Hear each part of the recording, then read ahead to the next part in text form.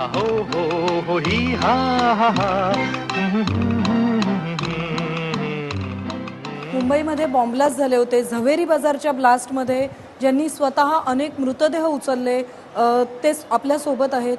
आपको क्या लगता है ये ब्लास्ट की जब चर्चा करते हैं हम लोग, सरकार ने क्या करना चाहिए, लोगों में स्पिरिट है क्या है, आपने ये सब हादसा पहले दफ़ा देखा, उसके बाद आप गवर्नमेंट को क्या बताना चाहते हैं? सरकार जो है हमारी जो काम कर रही थी, ऐसे नहीं कि नहीं करी, वहाँ पे उन्होंने बाद में वहाँ पे आके जो हेल्प किया सरकार ने, वो बहुत लेट किया उन्होंने।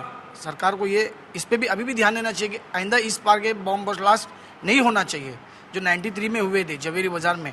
उस टाइम पे भी वहाँ पे मैं पहुँचा था, तो उस टाइम पे कुछ किया नहीं था, मैंने सिर्फ वहाँ पे देखा। लेकिन जो अभी फ़िलहाल जो 3 दिन पहले हुआ, वहाँ पे मैंने 9 बॉडीज़ जो है अपने हाथों से उठाई और पेपर में भी मेरा फ़ोटो आया था। मुझे इस बार की कुछ वो नहीं है कि मुझे कुछ मिला जाए, बस एक अपनी खुशी थी कि मैंने लोगों को काम किया मैंने वहाँ पे, और सरकार को भी करना चाहिए। और वहाँ पे मी गेल्या 8 वर्ष झवेरी बाजारमध्ये काम करतो. त्या ठिकाणी आपण पाहिलं असं ज्या ठिकाणी बॉम्बस्फोट झाला ती जी खाऊ गल्ली, त्या ठिकाणी अवैध धंदे, जे खाऊ गल्ली म्हणजे सगळे धंदे, तिथे कार पार्किंगची व्यवस्था नाही आहे.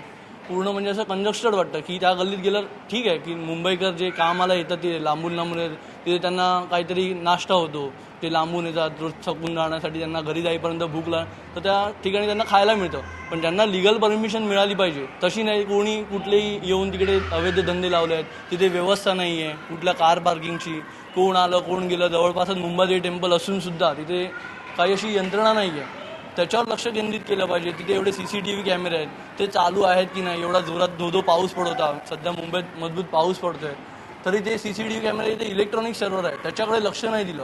आणि असा संवेदनशील भाग आहे तो की तिथे कितपत काही सिक्युरिटी केली पाहिजे. परत तेवढं त्यांना पोलीस यंत्रणा असेल त्यांना तेवढं काहीतरी द्यावं की व्यवस्थित राहावं. यासाठी जशी काही व्यवस्था दिसून तर आलीच नाही, तर त्याला काहीतरी सरकारने त्याच्यावर लक्ष केंद्रित केले पाहिजे.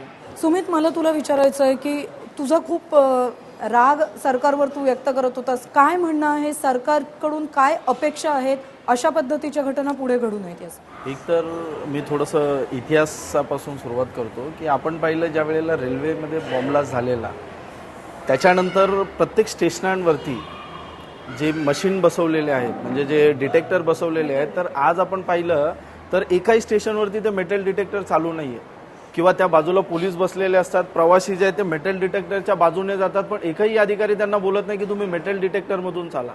तर ही एक सगळ्यात मोठी सरकारची जबाबदारी आहे की नियंत्रण त्याच्यावरती ठेवणं. आणि दुसरी गोष्ट म्हणजे की 26/11 जो हल्ला झालेला त्यावेळेला समुद्र मार्गाने सगळे आतमध्ये आलेले, आणि आज जर आपण पाहिलं तर समुद्र किनारपट्टीवरती फक्त 172 पोलीस त्या ठिकाणी तैनात केलेत, आणि ते पण पोलीस शिफ्टमध्ये काम करतात. मध्ये महाराष्ट्र सरकार म्हटलं की जर सागरी मार्गाने जर आले तर आम्ही लढायला तयार आहोत.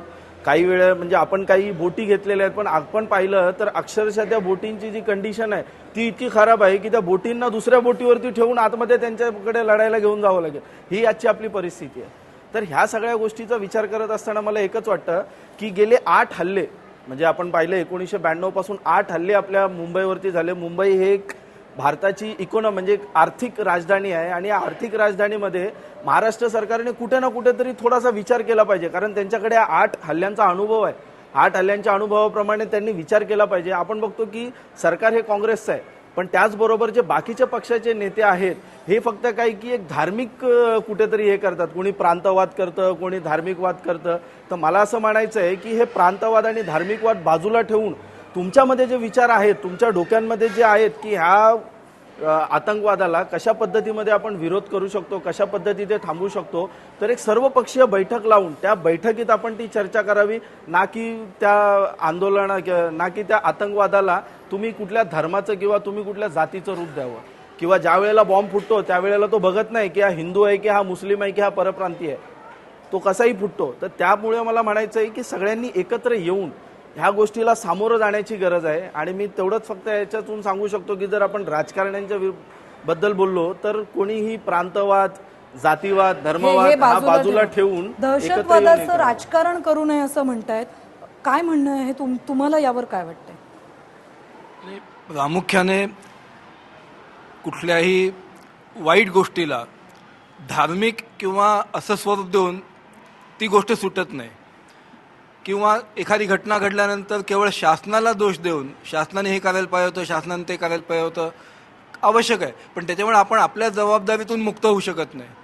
म्हणून खरं या सगळ्या गोष्टीतून बोध असं घेऊन की आपली जी तरुण पिढी आहे, जे आपलं खरं सामर्थ्य आहे, त्यांना आपण कशा प्रकारे तयार करू शकतो, अशा प्रकारच्या आकस्मिक अपघाती किंवा ह्याच्यावरती लढा देण्यासाठी त्यांचं सामर्थ्य कसं वाढवू शकतो.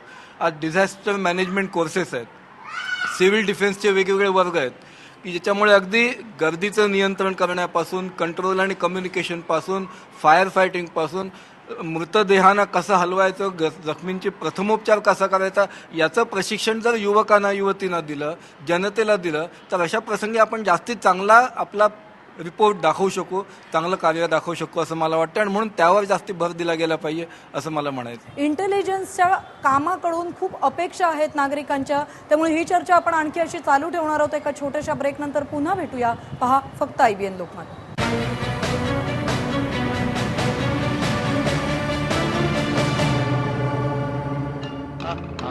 हो हो हो ही हा हा हा